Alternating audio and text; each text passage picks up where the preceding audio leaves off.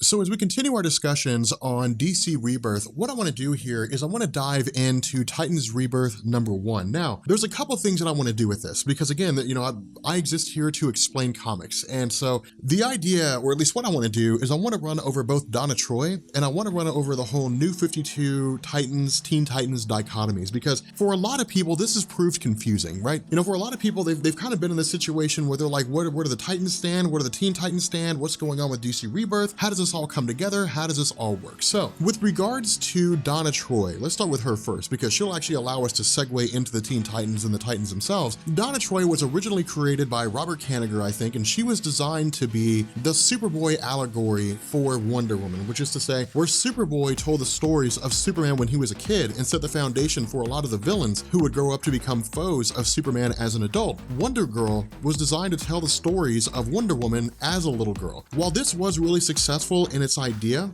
its execution proved to be difficult due to the fact that in 1965, I think, DC came along and they said, hey, let's create the Teen Titans. Now, I have a video that explains the Teen Titans, which you'll find down in the description, but DC had looked at the success of Dick Grayson. They had said Dick Grayson doubled and tripled the sales of the Batman and Detective line of comics with his introduction because he was a teenager fighting alongside Batman, and young people really loved that. They also began rolling over various sidekicks and so on, which bolstered the sales of those respective heroes. And so because of that, DC and Brave and the Bold number 60, I think, said, let's launch Teen Titans. When Teen Titans was created by Bob Haney, it was more or less a call for all the younger superheroes to join a single team. And whether it was due to a lack of communication or whether it was due to the fact that Bob Haney just didn't really care what was going on with anything else, he grabbed the character of Wonder Girl and threw her onto the team. Now, this originally created confusion. And the reason why was because on one hand, you had stories during the Impossible Tale line of comics that dealt with Wonder Girl being a little girl telling the history of Wonder Woman when she was a child. On the other hand, people were sitting down and they were reading Teen Titans and Wonder Girl was in the present day. And so there was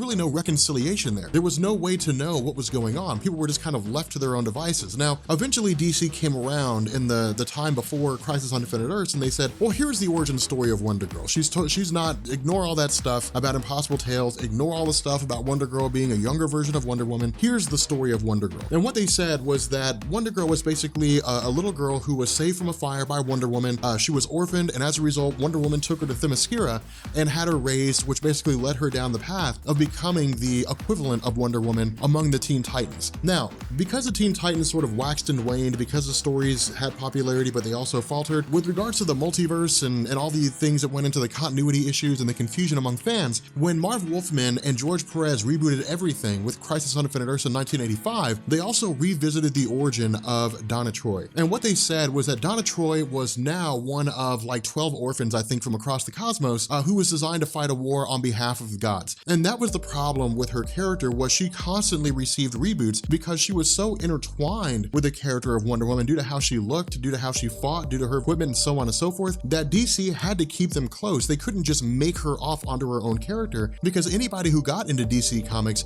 would say, well, who's this character and why does she look like Wonder Woman? And so because of that, over the course of her publication history leading up to the New 52, there were retcons, there were changes, there were all kinds of events that took place. When we got around to the New 52, DC came back and they said, okay, here is the origin story of Donna Troy. Donna Troy is a character who was created for the purpose of usurping the throne of Wonder Woman in Themyscira. DC did this by launching a series called Titans Hunt, as well as telling that story within the Wonder Woman line of publications. Now, this allows us to segue into Teen Titans and to the Titans because of the fact that when the Teen Titans were launched originally, again, because they were so popular, they became a mainstay of DC Comics. And in fact, there have been a couple instances in DC's history where the Teen Titans have actually outsold the Justice League for a respectable amount of time. And when I say respectable, I mean for a few years. The Teen Titans at one point were the most popular team in the history of comic books. They even did better than Chris Claremont's X-Men, and he wrote that for 17 years. So that really tells you how popular they were. The problem was that over the course of their history, they waxed and waned. They, again, experienced slumps in sales and so on, and they were canceled and brought back several times. But there was always a desire for fans to see the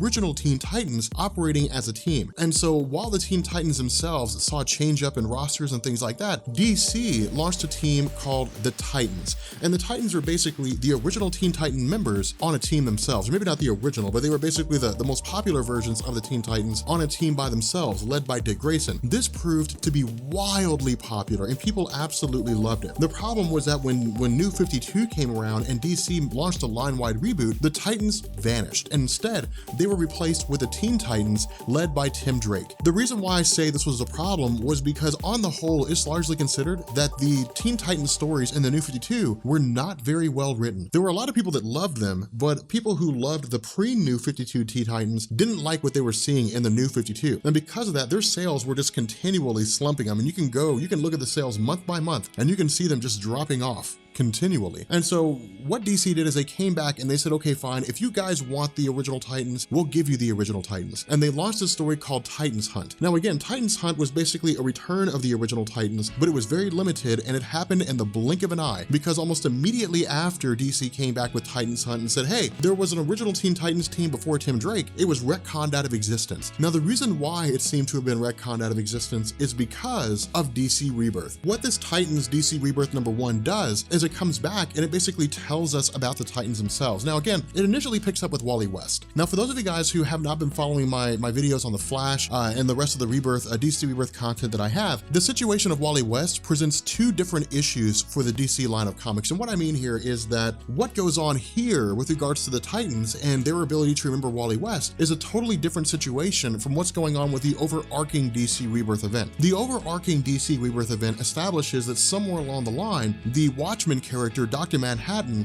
who has godlike powers, had done something in the DC universe, and it basically screwed up continuity. Now, we don't really know what the future of this is going to be, and I'm sure there's going to be some major crossover event that happens probably a year within the launch of DC Rebirth that will cover all that and will tell us where things stand. It may even be a crisis of sorts that sort of reshuffles everything and sets everything back to a status quo and creates one cohesive universe. But right now, Teen Titans, or I guess the Titans line of stories, deals strictly with Wally West and why the Titans couldn't remember who he was. Now again, this basically picks up with memories. It picks up with Wally West recalling his life as part of the Titans before the New 52. It talks about everything that he remembers fighting alongside the team, but then it also reestablishes the fact that they don't remember who he is. And the reason for this is simply because of the fact that their minds had been wiped of Wally West's existence. Now we know that Wally West was able to overcome this by reaching out to Barry Allen, and because Barry Allen remembered Wally West, that Wally seems to be the key to what's going on in DC Rebirth, and so we're effectively following his character wherever his character happens to be in order to solve the puzzle of what it is that's happening right now. But Wally also went on and informed Bruce Wayne of what was happening, and so because of Bruce Wayne's intelligence, he's also working on the project, and so it's more or less Wally just traveling around, grabbing as many people as he can to basically wake them up. And that's essentially what's happening with the Titans. His first encounter comes in the form of Dick Grayson, because to Wally West, Dick Grayson was the leader of the Titans. The first person that he would wake up would be their leader, also because Dick Grayson is so wildly intelligent, because Dick Grayson fought alongside Batman for so many years, and so he has the same kind of training in terms of detective skills and combat prowess that Batman has, and even Batman himself has said on multiple occasions that Dick Grayson is just as good as he is. And so because of this, when Wally initially goes to meet Dick Grayson, Dick doesn't know who he is. He sees him as an intruder, and so where Dick Grayson goes to attack him, Wally West seems to use the Speed Force to more or less jumpstart his memories. Now, this doesn't mean that Dick Grayson remembers everything, and in fact, Dick Grayson says this. He says, you know, I know your name,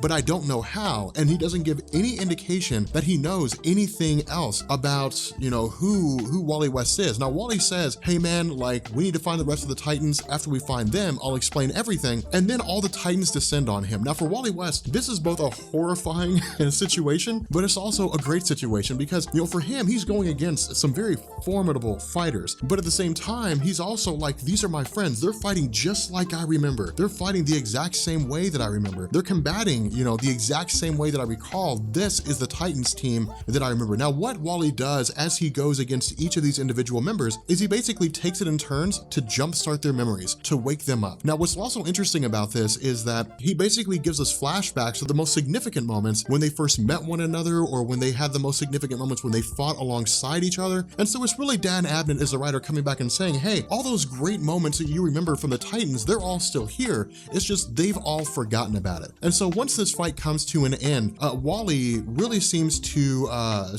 finally hone in, seems to finally, you know, wake all these individuals up to where they finally remember who he is. Now from here, he basically goes through and offers an explanation to them. Now, when I was first reading this comic, my question was, if nobody remembers Wally West, how do they remember each other? Because there was no indication that they ever knew each other. And so if they never knew each other, then why are they here as a team? Now, Dan Abnett does not give us a lot to work with here. He doesn't offer much in the way of an explanation. All he really does is he has, you know, Roy Harper say, hey, it wasn't until recently that we all remembered each other. And so because of this, we're more or less kind of required to dive back into the original Titans Hunt story in the New 52 to tie back into this in order to make sure that we understand everything that's going on. Now, if you guys want, I can probably do a video series or do a video on Titans Hunt. I think it's like 8 or 9 issues or something along those lines. I can't remember off the top of my head. But the fact remains here that the Dan Abnett also does a really good job of tying into current events right now with regards to DC Rebirth, because as we know, with regards to all the other characters who are trying to figure things out, they don't really know exactly what's going on. And so for Wally, his idea is this is a big step. If we can wake up the Titans, then that means that we can try to start moving forward in the direction of figuring out what's going on. Because for him, someone came along and they wiped everyone's memories of him. They tried to keep them apart because of the fact that the most significant memories of them don't really apply here. And so because of this, his idea is, all right, one, let's go find ourselves. Let's remember everything. Let's figure out who we are. And once that's done, let's reform our team of the Titans and we can start solving this bigger problem of who it is that wiped all of you, or wiped me from all of your minds. And that's basically how the story ends. It's effectively Dan Abnett sitting down and saying, okay,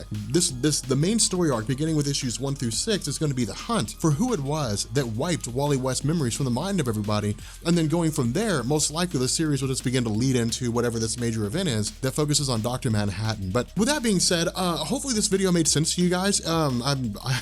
If you guys have questions, post them down in the comments section. I'll answer them as best I can. If anybody posts questions down there and some of you guys have really good answers, feel free to answer them as well, because I'm really calling on a lot of you guys who are knowledgeable about Teen Titans and the Titans to help me answer some questions down there, because I know a lot of you guys know a lot more about those teams than I do. But in addition to this, if you guys are new here to Comics Explained, make sure you guys hit the sub button, become part of the Rob Corps. And if you guys enjoy this video, make sure you drop a like. And yeah, I will catch you all later.